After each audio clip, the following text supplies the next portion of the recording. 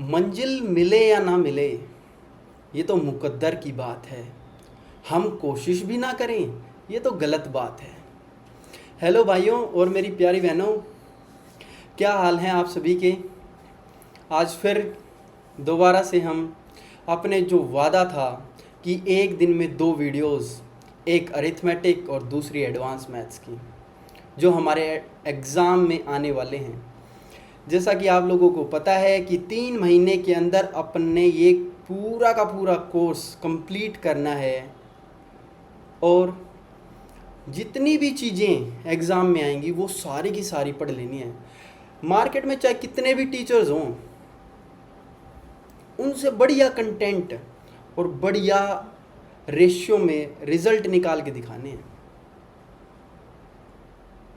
देखिए, हम अपना जो अर्थमेटिक और एडवांस मैथ्स हैं वो पैरेलल चलाए हुए हैं। लाइफ में बैलेंस होना बहुत ही ज़रूरी है। क्यों ज़रूरी है? क्योंकि यार एक चीज़ देखो, आप एक चीज़ क्या है कि आपके पास अभी 4 सब्जेक्ट्स हैं और भी सारी चीज़ें हैं। आपको वो चीज़ें भी करनी है और साथ में ये सब्जेक्ट्स भी करने हैं। तो थोड़े दिन के लिए हम क्या बनाते हैं, हम अपनी और सारी चीज़ों को छोड़कर अपनी पढ़ाई की तरफ लग जाते हैं। आप बोलोगे कि यार हर बार यही बातें, क्या हम पढ़ नहीं रहे? जी नहीं, अब की बार आपको पढ़ के लग के दिखाना है, ठीक है। कोशिशें आपकी ना 50 to 60% नहीं रहनी चाहिए, आपकी कोशिशें पूरी 100% होनी चाहिए। आप एक बात बताओ, आप आधे पढ़े, पौने पढ़े, लेकिन सिलेक्शन नहीं हुआ, सिलेक्शन के थोड़ा सा 2 कदम दूर से आ गए। अब आप में और उन बच्चों में कोई डिफरेंस है क्या, जो कहते हैं कि मेरा 40 नंबर से नहीं हुआ और आप कह रहे मेरा 1 नंबर से नहीं हुआ? यार 1 नंबर और 40 नंबर बराबर ही ना हो गए। आप थोड़ा सा और एक्स्ट्रा एफर्ट लगा लोगे तो आपका वो 1 नंबर बढ़ जाएगा। और मैं तो आज ये लिख के दे रहा हूँ, अगर आप एफर्ट लगाओगे ना और आप 40 नंबर दूर भी हो तो 40 के 40 नंबर भी आप कवर कर जाओगे। भाई कुछ ज़्यादा कट ऑफ लग नहीं रही है अब। और जैसा कि अभी आपको पता है कि शिफ्ट वाइज कट ऑफ लगेंगी सीजीएल की भी, और अब की बार तो मेंस तो एक ही शिफ्ट में हो रहा है। तो ये आपका कहने का वो ही नहीं बनता कि भाई हमारा पेपर ऐसा आया हुआ था, दूसरे का ऐसा आया हुआ था। नहीं, आपको उन सभी से आगे जाना है जितने 1-1.5 लाख बच्चे बैठेंगे पेपर देने। आपकी मेहनत उन सभी से कुछ ना कुछ एक कदम आगे होनी चाहिए। और जैसे ही आप पढ़ोगे ना, आपको पता लग जाएगा कि भाई मैं कुछ ज़्यादा पढ़ा हूँ या फिर कम पढ़ा हूँ। यार एग्ज़ाम आते ही तो आप इतना कुछ हो जाते हो, बस मैं सब कुछ छोड़ दूंगा, खाना पीना छोड़ दूंगा, ये छोड़ दूंगा, वो छोड़ दूंगा। अभी आप सुन, बिल्कुल फ्लैट, कोई फ़ायदा नहीं। तो मेरी मानिए और एक काम आप ज़रूर कीजिए, सुबह उठकर आप अपना शेड्यूल बनाइए कि पूरे दिन में आपको क्या क्या करना है। पूरे दिन का आपने ना टाइम वाइज बना दीजिए कि भाई हम 8 बजे अगर उठे हैं तो 10 तक हम अपना सब कुछ कर लेंगे। 10 से 12 हम ये चीज़ करेंगे, फिर 12:15 से लेकर 2:15 तक ये चीज़ करेंगे, ताकि 10-15 मिनट का गैप भी आता रहे। फिर 2:30 से 4:30 ये चीज़ करेंगे, फिर 1 घंटे का ब्रेक लेंगे, फिर 5:30 से लेकर 7:30 तक ये चीज़ें करेंगे। और खाना खाने से पहले मेरे को ये सारी चीज़ें एक बार रिवाइज़ कर देनी है।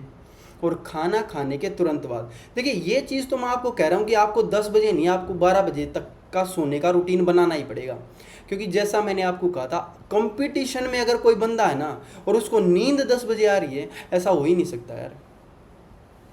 आपकी आँखें जो हैं वो कैसे सो जाएंगी, वही सपने आपकी आँखों में हैं और वही आँखें मिच जाएंगी? नहीं यार, वो बंद ही नहीं हो सकती, नहीं बंद हो सकती भाई।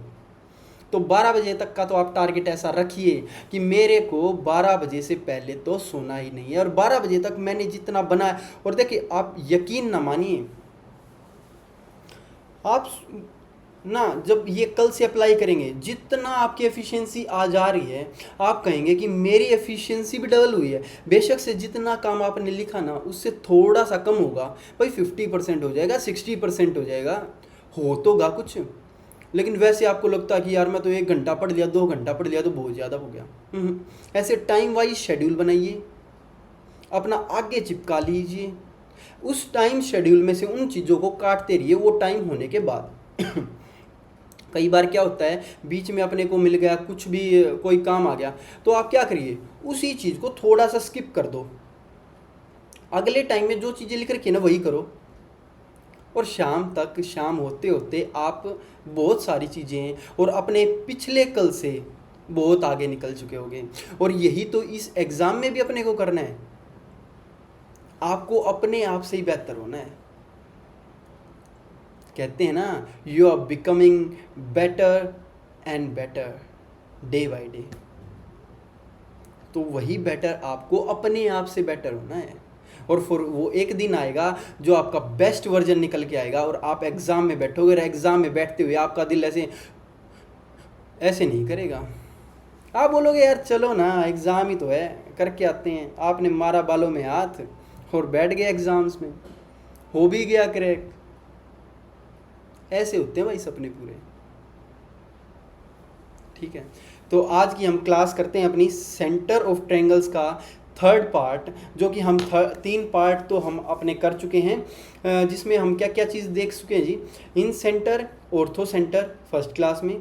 सेकंड क्लास हमने देखा, उसमें था अपना सेंट्रोइड, और बहुत सारी बातें किसकी, राइट एंगल ट्रायंगल की, बहुत सारे फॉर्मूले, सारों को भाई मगअप कर लो, इतने आसानी से, इतने जल्दी जल्दी याद कर लो चीज़ों को, इतनी बार लिख दो।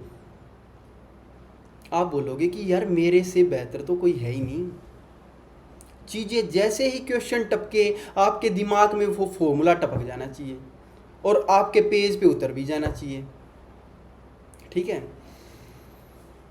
तो मैं आज आपकी अगली क्लास स्टार्ट करता हूँ। आज की क्लास में हमने आपको बताया था क्या क्या करेंगे। एक तो सर्कम सेंटर पढ़ेंगे, और दूसरा हम पाइथागोरियन ट्रिपलेट्स बनाना सीखेंगे। टाइम बचा तो square and square roots, cube और क्यूब रूट्स सॉरी, ये सारी की सारी चीज़ें आज कवर कर लेंगे, ताकि आज हमारा थ्योरी वाला पोर्शन बिल्कुल पूरा हो जाए। और फिर कल से लगाएंगे हम इतने दिनों की मेहनत, 3 क्लासेस की मेहनत पे क्वेश्चन। शायद 2 दिन चलेंगे क्वेश्चन, और आप बोलोगे भाई साहब मज़ा आ गया। ठीक है, तो अपनी आज की क्लास हम स्टार्ट करते हैं। इसको थोड़ा सा छोटा करते हैं। ये क्या हो गया, ओके ये नीचे नहीं हो रही, 1 सेकंड रुको भाई, ये चलाना पड़ेगा।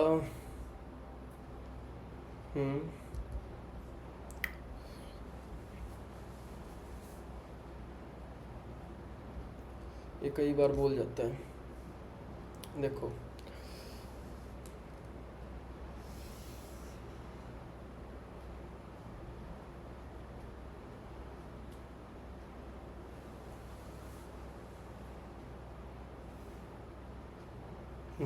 चलो पहले मैं आपका एक छोटा सा रिकैप करवा दूं। चलो जी,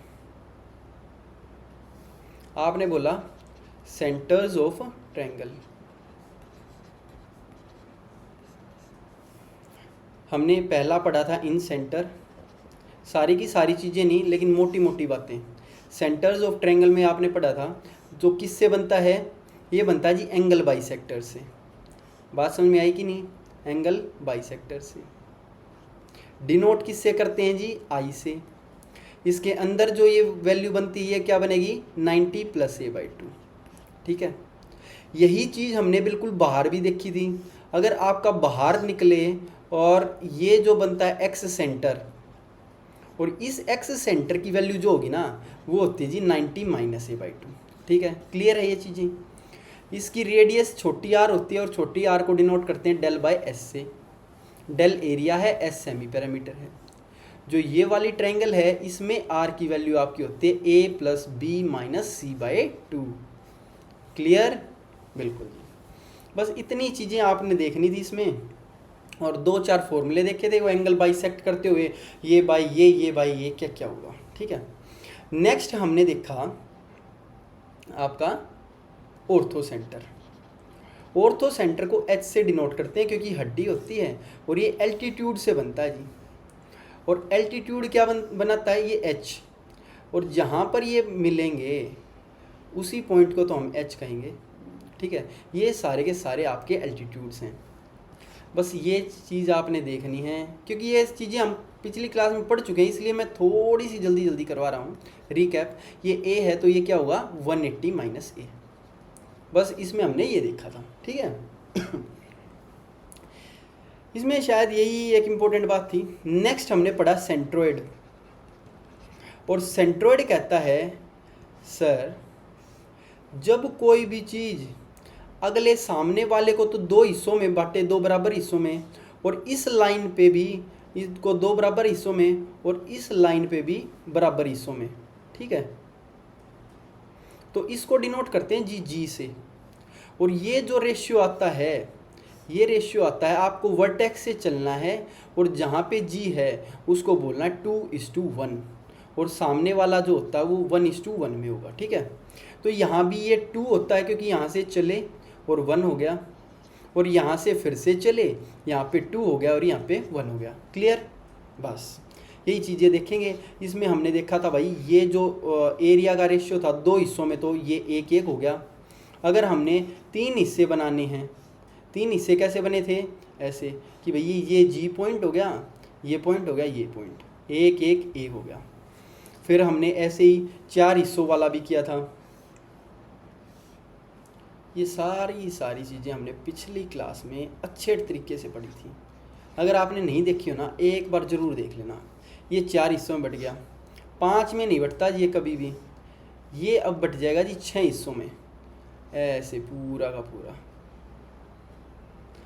1 2 3 4 5 और 6, ठीक है। अब इन दोनों को जब मैं कंबाइन करके यहाँ बनाऊंगा,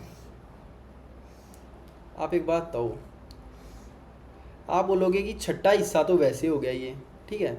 और इसको अगर मैं बना दूं तो ये यहाँ से चौथा हिस्सा आता है, तो ये वाला हिस्सा क्या बनेगा 1/6 भी और 1/4 भी, यानी 1/24, ठीक है। ऐसे किया। और मीडियन की क्या बातें देखी, इसके ऊपर हमने पिछली क्लास में देखा कि भाई एक फॉर्मूला भी होता है कि अगर ये मीडियन है आपका, मैंने बोला ये ए बी सी और ये डी है, तो फॉर्मूला क्या पढ़ा था, ए बी का square plus A C square equals to, मतलब इसका स्क्वायर अपॉन इसका स्क्वायर इक्वल होगा double of A D square, plus हो जाएगा जी half of B C square. Half of B C square भी लिख सकते हो या हाफ ऑफ बी सी, नहीं इसको लिखो हाफ ऑफ पूरा बी डी का, ओहो यहाँ डी है जी, यहाँ डी और यहाँ सी होगा, है ना, हाफ ऑफ बी सी का स्क्वायर, ये अब ठीक हो जाएगा half of B C square, या फिर इसको ऐसे लिख दो double of A D square plus यहाँ double of B D square, या फिर बी डी स्क्वायर की जगह लिख दो सी डी का स्क्वायर, ठीक है। ये चीज़ें हमने देख ली थी पिछली क्लास में। ये आपको अच्छे तरीके से करनी है, क्योंकि यहाँ पे बी सी की वैल्यू भाई डबल ऑफ बी डी थी, ओके। फिर हमने कुछ ट्रायंगल्स के चीज़ें की, क्या ये बस आपको एक बार बैठ के अभी देखना है ताकि रिकैप हो जाए, आपको लगे कि हाँ मैं कुछ पढ़ के आया हूँ। पी बी और एच, जब ये इसको बीच में मारेगा तो ये सारी तीनों चीज़ें बराबर हो जाएंगी, आर आर और आर, जो हम आज देखेंगे भी। लेकिन मेन ये था कि ये परपेंडिकुलर लगे, ये परपेंडिकुलर, ये भी परपेंडिकुलर, तो ये हो गया आपका ए बी सी और ये हो गया आपका डी, ठीक है। यहाँ पे इस एच को कर देते हैं, यहाँ से हटा के एच हो गया ये। देखो पहली चीज़, अगर मैं इसको एक्स मानूँ तो फर्स्ट एंड फॉरमोस्ट फॉर्मूला बनता है पाइथागोरस वाला, P square plus B square equals to H square, first. Second हमने पढ़ा था अगर मैं 1/p स्क्वायर करूँ 1/b स्क्वायर करूँ तो 1/x का स्क्वायर होगा, clear. Third one is x की वैल्यू वो थी तीनों के फॉर्मूले में p into B by H. Fourth आपने देखा था कि एडी की वैल्यू, एडी यहाँ पर है तो इसके पास में क्या है p, तो p square by H, fifth formula C D का था, और सी डी के पास में क्या जी, ये जो सी डी है इसके पास में तो बी है, तो बी का स्क्वायर बाय एच होगा। और नेक्स्ट फॉर्मूला इन दोनों से मिल के आया है कि बाय और बाय कर दें, यानी A D by C D, इसकी वैल्यू होगी P square by B square. ये हमने देखा था, इससे बाहर नहीं आने वाला राइट एंगल ट्रायंगल में तो कोई भी फॉर्मूला, सारे के सारे फॉर्मूले हो गए ये राइट एंगल ट्रायंगल के। क्लियर है? चलो, तो आज से हम जो स्टार्ट कर रहे हैं, आज जो हम पढ़ेंगे वो क्या करेंगे, एक बार सर्कम सेंटर। आज की क्लास को थोड़ा सा छोटा रखेंगे ताकि फिर कल से हम सारे क्वेश्चन उठा लें, ठीक है। सर्कम सेंटर देखो हम कहेंगे जी सर्कम सेंटर कैसे बनता है। ये आपका पॉइंट है ए, बी और सी, ठीक है। यानी कि कोई भी ऐसा पॉइंट है, आपने क्या करना है, अगली लाइन पे परपेंडिकुलर मारना और बाइसेक्ट कर देनी है। क्या बोला मैंने, जरूरी नहीं है यहाँ से चलेगा, परपेंडिकुलर भी होना चाहिए और बाइसेक्ट भी। यानी परपेंडिकुलर वाले क्या बनता है, ऑर्थो सेंटर, वो चलता था यहाँ से, और दो हिस्सों में बांटेगा अगर ये इसको, तो ये था मीडियन, और मीडियन से बनता था सेंट्रोइड, और ये है उन दोनों का संगम, यानी कि परपेंडिकुलर भी हो और बाइसेक्टर भी हो। तो कोई भी इस पॉइंट से मान के चलो ये यहाँ पे परपेंडिकुलर भी है और बाइसेक्ट भी कर रहा है, इसी पॉइंट से आपका ये जो है परपेंडिकुलर भी है और बाइसेक्ट भी कर रहा है। तो इसका मतलब ये जो चीज़ होगी ये आपका सर्कम सेंटर होगा। और सर्कम सेंटर को पाजी याद रखो कि क्या होगा, ओ से डिनोट करते हैं, इन सेंटर को आई से, ऑर्थो सेंटर हड्डी एच से, सेंट्रोइड को जी से, और सर्कम सेंटर को ओ से। सी से डिनोट नहीं करते, कहीं आप सी लिख दो, ठीक है, करो नोट एक बार। एक बार दोबारा बताता हूँ, इसकी एक बार डेफिनेशन लिख देते हैं कि सर्कम सेंटर क्या है।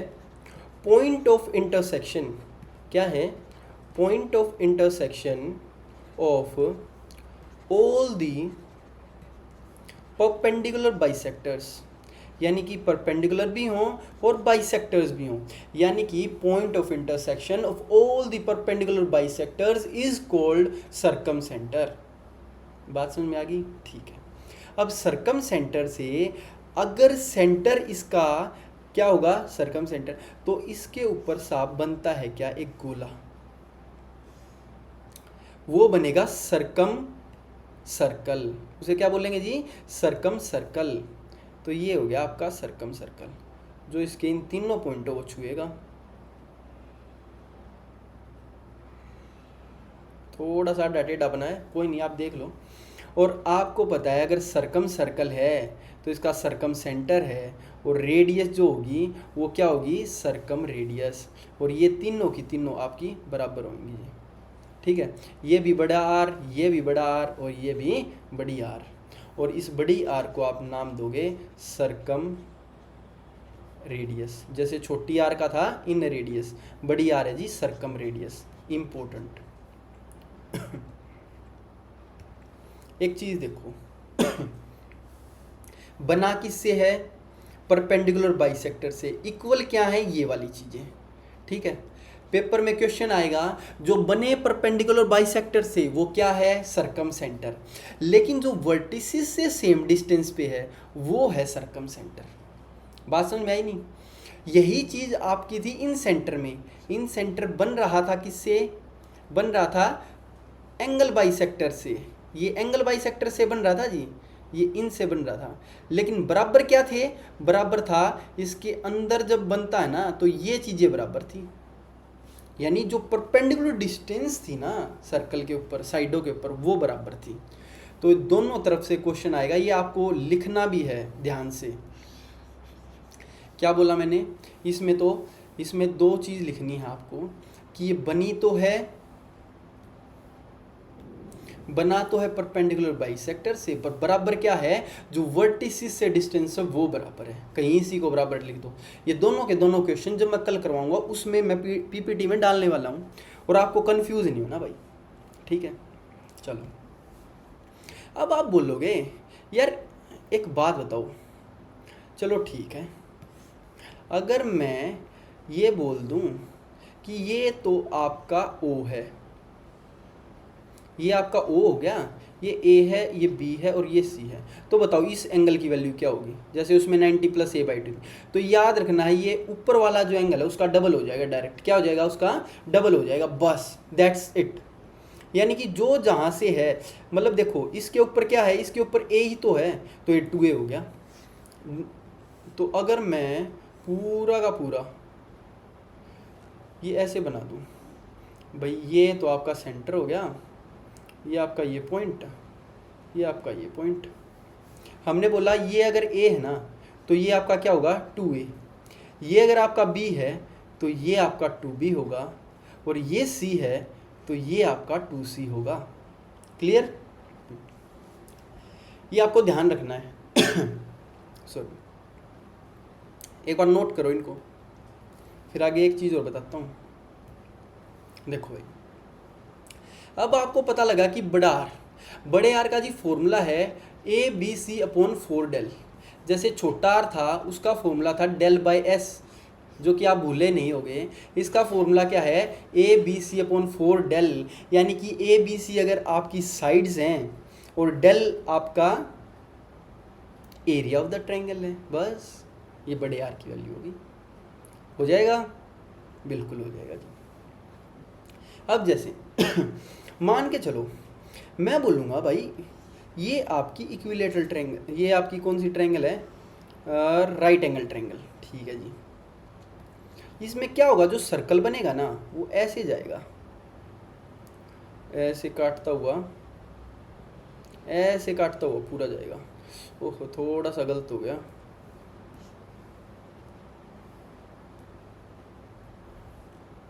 ध्यान से बनाना।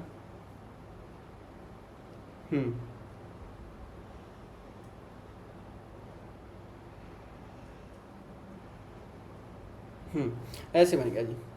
तो ये आपको दिख ही रहा होगा, ये 90 है, यानी कि यहाँ इस पॉइंट के ऊपर आपका ये O लाई करेगा। ये जो सर्कम सेंटर है ना, ये यहाँ इस पॉइंट पे होता है, यानी कि इस डिस्टेंस से यहाँ से और यहाँ से डिस्टेंस आपकी बराबर होंगी। इसलिए मैंने आपको थोड़ी देर पहले 1-2 क्लासेस से बताता आ रहा हूँ, अगर ये बीच में लगे ना जाके तो ये बड़ा आर है, ये भी बड़ा आर है, और ये भी क्या होगा, बड़ा आर होगा। ठीक है, और इस बड़े आर की वैल्यू क्या होती है, इस बड़े आर की वैल्यू c/2 होगी राइट एंगल ट्रायंगल में। सीधी स्पष्ट बात है, यानी हाइपोटेन्यूज का आधा। ये c अगर आपका हाइपोटेन्यूज है तो मैं लिख सकता हूँ कि हाइपोटेन्यूज बाय 2 होगा। क्लियर है? बिल्कुल जी। ये फॉर्मूला आपको लिखना है, और इसमें छोटे आर का फॉर्मूला क्या था, a + b - c/2। बात समझ में आ गई या नहीं? तो छोटी आर तो a + b - c/2 है, और बड़े आर की वैल्यू क्या है, c/2। बिल्कुल क्लियर हुई बात? ठीक है। अब क्या मैं, देखो इतना तो आपको रखना है। अगर मान के चलो आपको क्वेश्चन देगा कि भाई ये आपका 3 है, 4 है और 5 है, बड़े आर की वैल्यू बता दो, तो आपको कुछ नहीं करना भाई, इसका आधा हो जाएगा इस 5 का, यानी 5 का आधा क्या हो जाएगा, 2.5, बस कुछ नहीं किया। और छोटी आर क्या होगी, 3 + 4 - 5/2, यानी 4 3 7 में से 5 गया, 2/2 1, छोटे आर की वैल्यू ये हो जाएगी। कुछ किया है क्या? कुछ भी तो नहीं किया, बस ये डायरेक्ट आएंगे आपके पास क्वेश्चन। अब एक चीज़ और, मैंने आपको ये बताया कि जो आपकी ट्रायंगल बनी ये, इसमें इस वाली देखो जो स्केलन ट्रायंगल होते हैं ना, जो एक्यूट एंगल ट्रायंगल, उसमें सारे के सारे सेंटर होते हैं ना वो अंदर होते हैं। ये चीज़ याद रखो, अंदर था O, और जैसे ही मैंने आपकी ये ट्रायंगल बनाई ऐसे, तो आप बोलोगे ये O ना शिफ्ट हो गए इस वाली साइड पे आ गया, बड़े वाली पे आ गया ना O यहाँ पे। तो आप एक बात बताओ, जैसे ये और बढ़ेगी, जैसे कल हमने दूसरे में क्या था, ऑर्थो सेंटर में, तो ये O पहले अंदर था, फिर यहाँ आया, और तो फिर यहाँ बाहर चला जाएगा, ये हो जाएगा। बात समझ में आया नहीं? तो ये तीनों के तीनों आपने लिखने हैं सर्कम सेंटर के, कि स्केलन यानी एक्यूट एंगल ट्रायंगल में तो ये अंदर होगा, राइट एंगल ट्रायंगल में ये जो आपकी हाइपोटेन्यूज होती है उस पे होगा, और ऑब्ट्यूज एंगल ट्रायंगल में ये कहाँ होगा, इस ट्रायंगल के इस साइड। अगर मैं बोलूँ ये है आपका सरकम सेंटर, क्या कल मैंने आपको ऑर्थो सेंटर बताया था? अगर मैं ऑर्थो वाले की बात करूँ, ऑर्थो क्या था, बिल्कुल अंदर इसमें तो, और इस वाले में ऑर्थो कहाँ था, परपेंडिकुलर, एल्टीट्यूड ही तो लगता है ना, तो परपेंडिकुलर कहाँ था, यहाँ पे, यहाँ बना दिया। और अगर ये शिफ्ट इस साइड हो रहा है तो इसमें ये जो शिफ्ट होगा वो कहाँ होगा, यहाँ पे, इस एंगल के पास में। तो अब इनमें थोड़ा कंपैरिजन करेंगे और आप साथ में मेरे को बताओगे। देखो सरकम सेंटर और ऑर्थो सेंटर स्किलन, ये एक्यूट एंगल ट्रायंगल में तो कहाँ होता है, दोनों में अंदर। राइट एंगल ट्रायंगल में यही सरकम सेंटर यहाँ आ जाता है और ऑर्थो सेंटर 90 डिग्री पे चला जाता है। ऑब्ट्यूज में ये तो इस बड़े एंगल के साइड निकल गया और ये किधर निकल गया, बड़ी साइड के पास।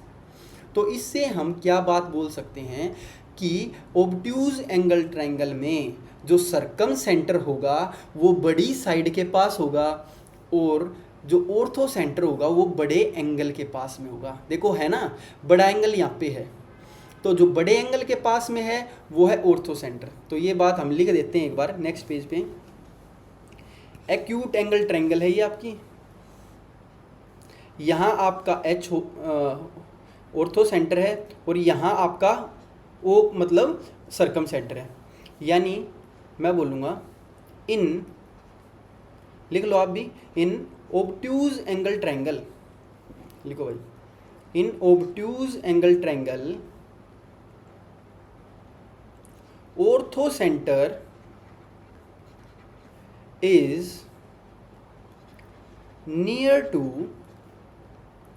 बिग एंगल या बिगेस्ट एंगल, जो सबसे बड़ा, या ऑब्ट्यूज एंगल, इसको हम ऑब्ट्यूज एंगल भी लिख सकते हैं, बिगेस्ट एंगल लिख लो या फिर ऑब्ट्यूज एंगल।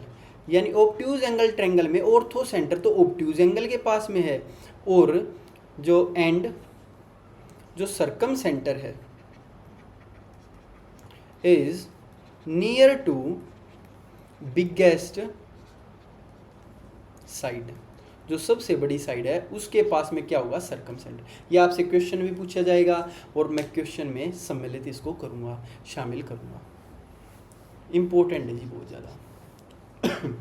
हो जाएगा। चलिए आगे देखते हैं एक दो चीज़ें और। हमने क्या क्या पढ़ा कि परपेंडिकुलर भी होना चाहिए और बाइसेक्टर भी होना चाहिए, बात समझ में आ गई। और फिर इसका फॉर्मूला, बड़े आर का फॉर्मूला देखा। हाँ, यहाँ से अब हमें एक चीज़ समझ में आई जी, छोटा आर तो है ना वो है a plus B minus C by two, और जो बड़ा आर है वो है c बाई टू। तो आप एक बात बताओ, इसमें अगर आपको कुछ दिख रहा हो कि a plus B by two भी लिख सकता हूँ, माइनस में इसको c बाई टू भी लिख सकता हूँ, भाई यार एक के नीचे लिख दो।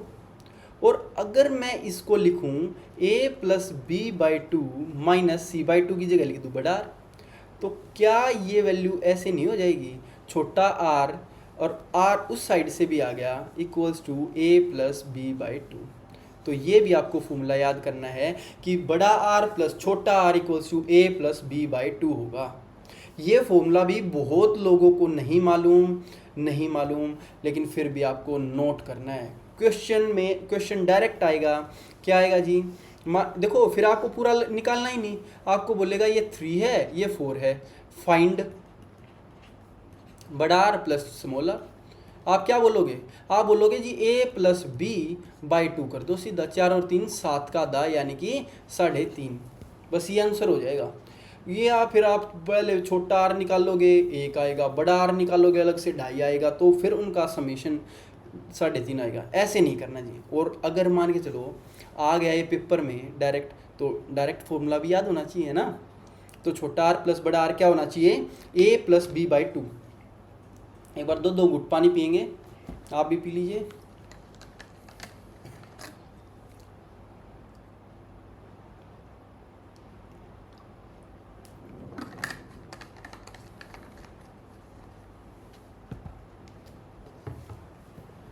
आग लगा देंगे भाई मार्केट में।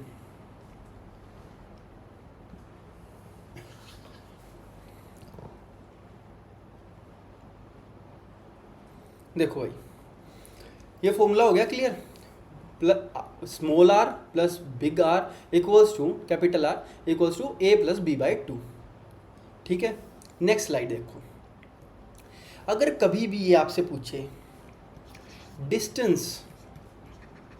डिस्टेंस बिटवीन बड़ा आर और स्मॉल आर, बड़ा आर होता है जी सरकम रेडियस, यानी अगर आपसे पूछे कि सरकम रेडियस एंड इन रेडियस के बीच का distance, most and most important formula जो कि सिर्फ और सिर्फ मेंस के लिए ही बना है, प्री में भी आ सकता है, आने को तो कुछ भी आ सकता है। तो सरकम रेडियस होती है जी बड़ा आर और इन रेडियस होती है small are.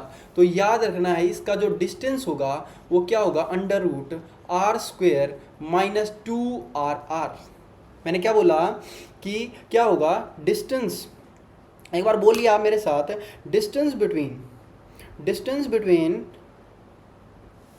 सरकम radius and in radius क्या होगा, distance between circum radius and in radius is equal to,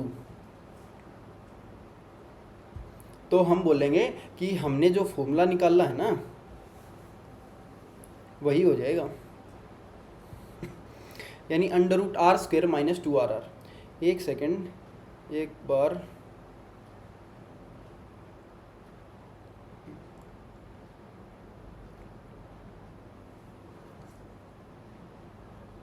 देखो भाई,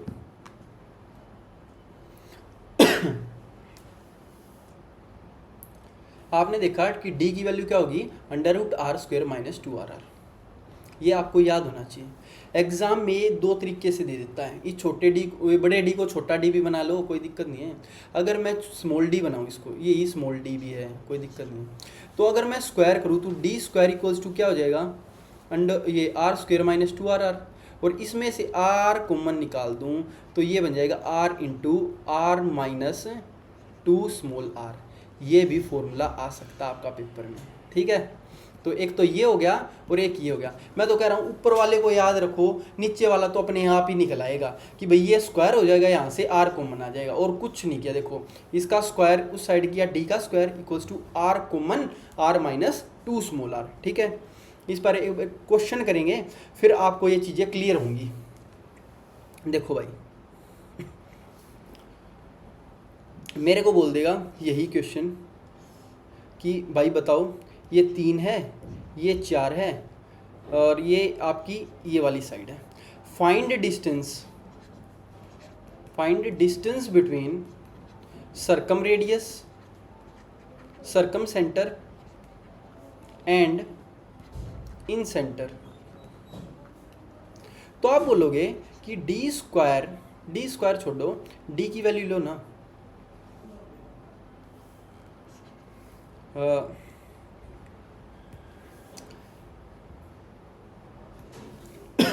आपने कहा कि जी डी होगा ना, अंडर रूट होएगा आर स्क्वेयर माइनस 2RR। यहाँ से बड़े आर की जो वैल्यू होगी, अगर ये 5 है, 3 4 5, तो 5/2 होगा आंसर। और जो छोटा आर होगा वो क्या होगा, 3 + 4 - 5/2। अभी बताया था a + b - c/2। 4 3 7 में से 5 गया 2, 2/2 1। पुट कर दो जी, और कुछ नहीं करना। बड़ा आर क्या आ जाएगा, 5/2 का whole square minus double of बड़े आर की जगह लिख दो 2, और ये 2 है ही, इनटू में स्मॉल आर 1, तो ये 2 से गया 2, और जब आप इसको काटोगे तो आएगा 25/4 - 5, यानी 4 पंजे 20, और ये बन जाएगा अंडर रूट 5/4, यानी कि √5 एज इट इज़, और 2 नीचे। भाई मोस्ट इंपॉर्टेंट क्वेश्चन है, मोस्ट इम्पोर्टेंट। ये मान लो कि मेंस टाइप का सवाल है, और आपको कहीं भी दिख सकता है, सीपीओ में भी दिख सकता है, सीजीएल के प्री में भी दिख सकता है, बैंकिंग में भी दिख सकता है, ठीक है। एक बार ध्यान से करो, एक बार नोट करो इसको, बहुत ही अच्छा क्वेश्चन है।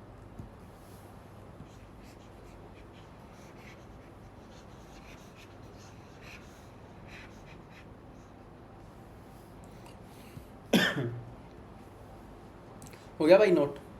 मैंने क्या बताया कि डिस्टेंस सरकम सेंटर और इन सेंटर के बीच का क्या होएगा जी, under root R square minus 2RR। That's it, और आपको कुछ भी नहीं करना इसके बारे में, ठीक है। हो जाएगा, चलो जी ठीक है, बहुत बढ़िया बात है। तो ये अपने कुछ बातें थी सरकम सेंटर से रिलेटेड, ये आपका सरकम सेंटर पूरा का पूरा हमने ख़त्म कर दिया। आज हमारा इन सेंटर हो गया, हमारा ऑर्थो सेंटर एच हो गया, जी सेंट्रोइड हो गया और सरकम सेंटर ओ बी हो गया। ठीक है, इनके बीच में भी हम एक रिलेशन पढ़ेंगे कि क्या होता है, कि इनके बीच में भी क्या रिलेशन है वो भी मैं आपको बताऊंगा कि कौन सा कहाँ होएगा। इसका भी 2:1 का रेशियो होएगा, मैं आपको बता देता हूँ। लेकिन उससे पहले आप इनको अच्छे से रिवाइज करो, ठीक है। नेक्स्ट क्लास में या इसी में बिल्कुल आखिर में बता दूं, क्या पिछला क्वेश्चन रह गया क्या किसी का? ये वाला, चलो भाई एक बार नोट कर लो आप। तब तक मैं थोड़ा सा एक नज़र मार लेता हूँ उस पर कि ये जो इनके बीच में क्या क्या रेशियो होता है। चलो देख लेते हैं, कोई नहीं। Relation between in centre, circum centre, ortho centre and centroid, है ना, यही अपने को देखना है। अपन बता देंगे, कोई दिक्कत वाली बात है नहीं यार।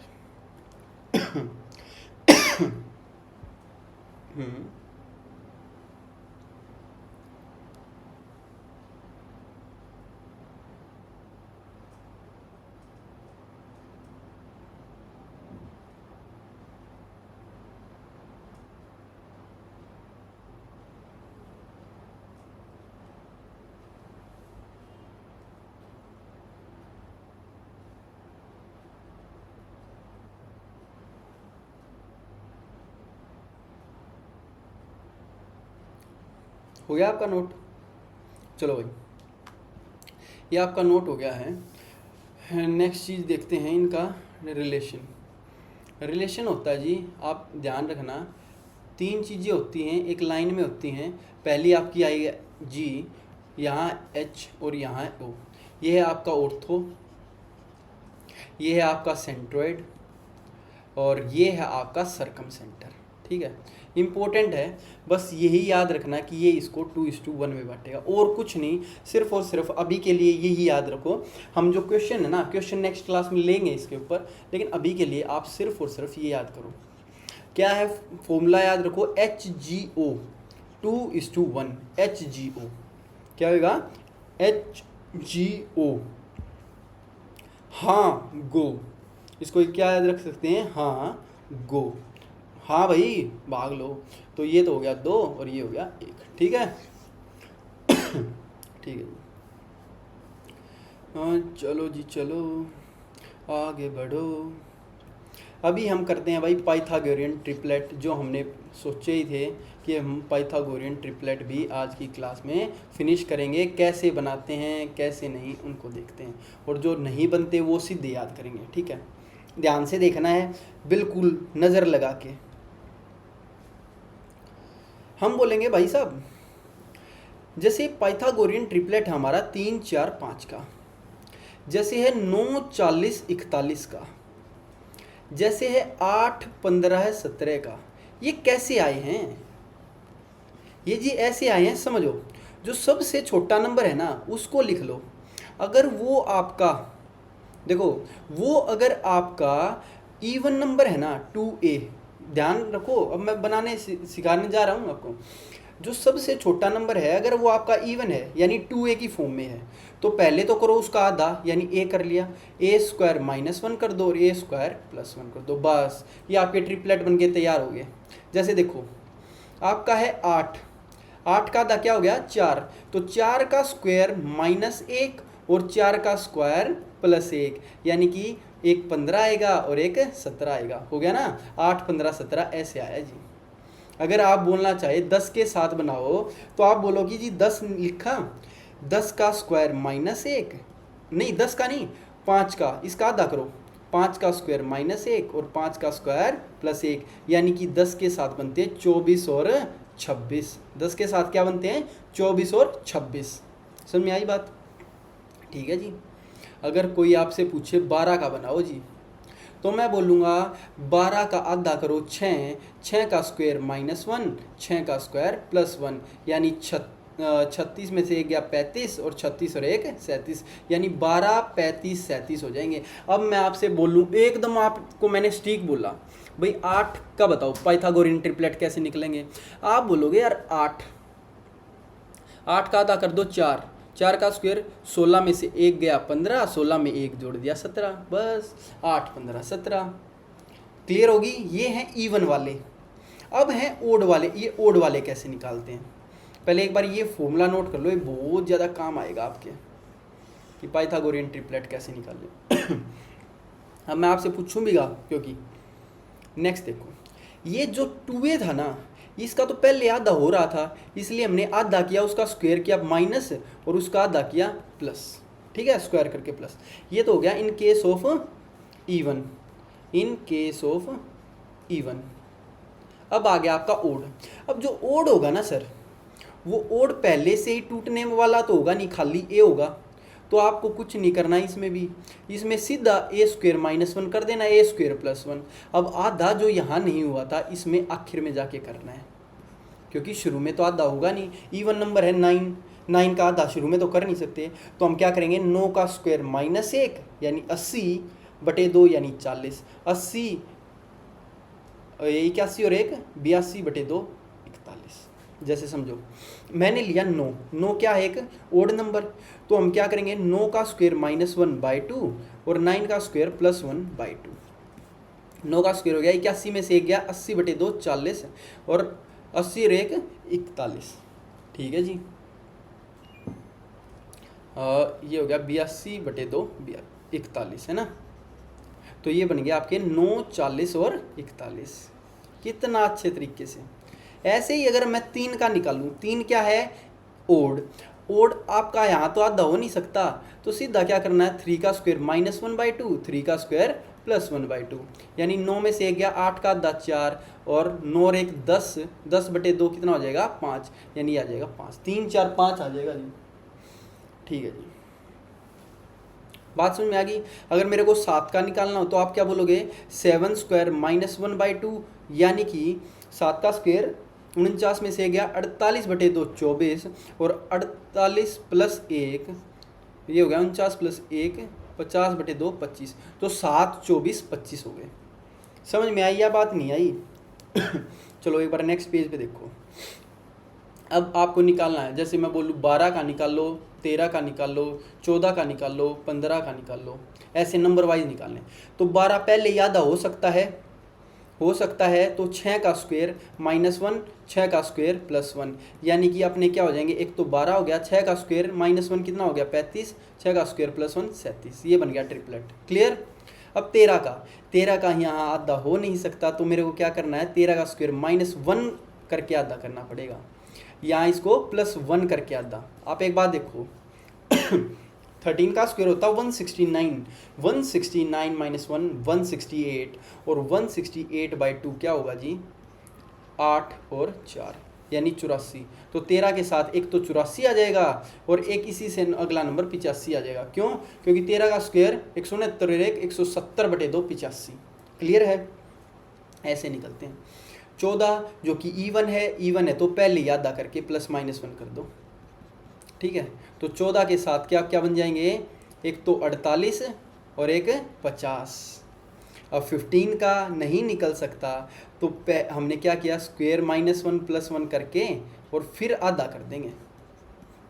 आप बोलोगे कि 15 के साथ क्या बनेगा, ये 225 में से एक गया 224 का आधा यानी 112 और ये क्या होगा 226 का आधा यानी 113। ये ऐसे ऐसे बनेंगे जी, आपको ध्यान रखनी है ये सारी चीज़ें। अच्छा, सारी चीज़ें छोड़ो, मैं आपसे पूछ लूँ 11 का ट्रिपलेट बना दो। आप 1 मिनट में कहोगे भाई साहब इसका आधा नहीं हो सकता, तो 11 का स्क्वायर -1/2 और 11 का स्क्वायर +1/2 यानी कि 121 में से एक गया 120 का आधा 60, 122 का आधा 61, तो 11, 60 और 61 बन जाएंगे। ये आपके ट्रिपलेट हो गए। बात समझ में आई या नहीं? आ गई जी। जैसे कई बार क्या होता है ना, ये कहाँ यूज़ होते हैं, डायरेक्ट तो आपसे कोई पूछेगा नहीं, आपसे ऐसे पूछ लेगा, ये बताओ भाई ये 9 है, ये 40, ये बताओ कितनी होगी। तो वहाँ आप क्या करोगे, 9 square plus 40 square equals to h square, फिर ऐसे ऐसे करोगे और फिर थोड़ा सा टाइम ज़्यादा लग जाएगा। लेकिन आपको क्या करना है, आपको करना है कुछ नहीं, सिर्फ और सिर्फ मैं बोलूँगा कि 9 जो है एक ओड नंबर है, आधा हो नहीं सकता, तो +-1 करके आधा कर दूंगा। 9 का स्क्वायर 81 में से 1 गया, 80 का आधा 40, और ये हो जाएगा 41, 81 और 82 का आधा 41, तो ये अपने आप 41 आ गया क्योंकि ये 40 था। क्लियर है कि नहीं, कर लोगे। चलो आज हमने ट्रिपलेट निकालने भी सीख लिए। एक बढ़िया सा क्वेश्चन दे दूं। चलो तो मानिए, चलो आपको ना साइड्स दे रखी हैं कुछ इस तरीके से, ये है 7.2 और ये लिख दिया √3-1, ठीक है। ये दे दिया आपको 9.6, ये दे दी √3-1, ये पूछ लिया क्या होगा, फाइंड करो। तो कैसे करोगे, देखो बताता हूँ, इम्पोर्टेंट है। मैं बोलूँगा जो ये वाला आएगा ना, इसमें √3-1 तो आएगा ही आएगा। क्यों, क्योंकि √3-1 यहाँ भी है, यहाँ भी है। अब खेल रह गया इसका 7.2 का, 9.6 का और इसका, यानी कि एक आपका 7.2 है, एक आपका 9.6। एक बार पॉइंट हटा के इनका रेशियो देखो क्या आएगा, 24 दिया 72, 24 चौक 96, आप है ना 24 से निकटे 2 2 2 2 3 3 2 3 4 ऐसे काट के देख लो, 3 4 आ गया, यानी 3 4 के साथ तो आपको पता है 5 होता है। अगर ये 24 से गुना हो रखा है, ये भी 24 से है, तो 24 पंजे 120, और 120 में आपने यहाँ पॉइंट लगा रखा तो यहाँ भी लगा दो, यानी 12.0 तो भाई बराबर 12 की होता है।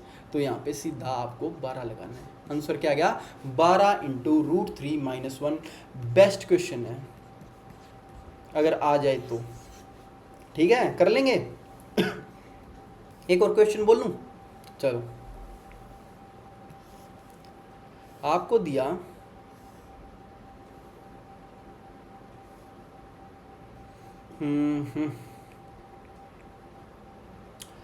जैसे हम करते हैं, ये है आपका 14√3, बस ऐसे लिखो 14√3, और ये है आपका 48√3, और आपको पूछ लिया ये बताओ। तो मैंने क्या बोला अभी, √3 तो आएगा ही आएगा क्योंकि दोनों में है। जो ये बचे ना इनका रेशियो कर लो क्या आएगा, ये 14 है, ये 48 है। एक बार इनको सबसे 2 से काटा, ये आ गया 7, ये आ गया 24। आपको पता है 7 24 के साथ तो क्या बनता है, 7 24 25। कैसे आया कि 7 का स्क्वायर +-1/2, 7 का स्क्वायर था 49 में से 1 गया 48/2 24, और 50/2 25, वहाँ से निकला ये तो ना कुछ तो ऐसे हैं जो आपको याद भी रखने हैं, 7 24 25, 8 15 17, 9 40 41, लेकिन फिर भी पेपर में एग्जाम में भूल जाओ तो ऐसे निकाल लोगे, है ना। अब आप एक बात बताओ, 7 का डबल 24 का डबल, तो यहाँ क्या आएगा 25 का डबल 50, तो यहाँ 50 लिख दो, ये हो गया आपका तीसरी साइड। क्लियर हो जाएगा, चलो जी बढ़िया है। नेक्स्ट देखें, चलो एक लास्ट क्वेश्चन मेरे लिए, आप होमवर्क है आपका, आप क्या निकालना है, ये आपकी होगी ये वाली साइड, ठीक है, और ये है 9, ये 18√2, ये है आपका 80√2, तो ये आपको बताना है कैसे करोगे, ठीक है। कुछ नहीं करना, वही √2 है, 18 और 80 का रेशियो देख लेना, और फिर उसके हिसाब से आपको लगाना है। सॉरी शायद लाइट चली गई है, तो आज की क्लास को हम भाइयों यहीं पे पूरा करते हैं, यहीं पे इसका समापन करते हैं। पता नहीं लाइट कैसे चली गई, मुंबई में जाती तो नहीं है। ये वाला क्वेश्चन आप करके लेके आओ, और तब तक हम मिलेंगे अगली क्लास में आपके साथ, ठीक है।